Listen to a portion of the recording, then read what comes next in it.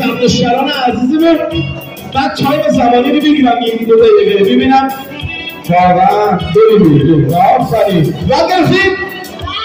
آره باریکلا ببینید چه اتفاقی قشنگ رقم میخوره. دوستان وقت میگیرم آره مسابقات گلپاکوری در این جشنواره گردشگری زعفران دو بانوی گرامت و گردشگر خوبون از مشهد مقدس در این جشنواره بزرگ گردشگری زعفران در شهرستان سرافراز صاحب برای نخستین بار داره برگزار میشه دارن انجام میدن. باریکلا آفرین ای جانم آقای محمدی الان من شب کار کنم قیمت شما که من شب کار کنم قیمت داره بالاخره میگن 400 300 بریم آفرین ای جانم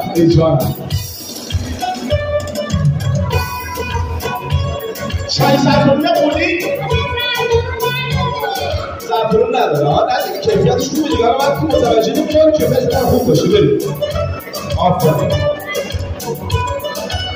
شرایط این بخش از طرف توسفان که شهرستان زابل و صفی‌آباد تقدیمتون خواهیم کرد به پارتنرگر تقدیم عنوان بزرگوار رو خواهیم کرد. سپاس یه خدمتگران بخشار محترم و مرکزی بخشار سلیمان داشته باشم.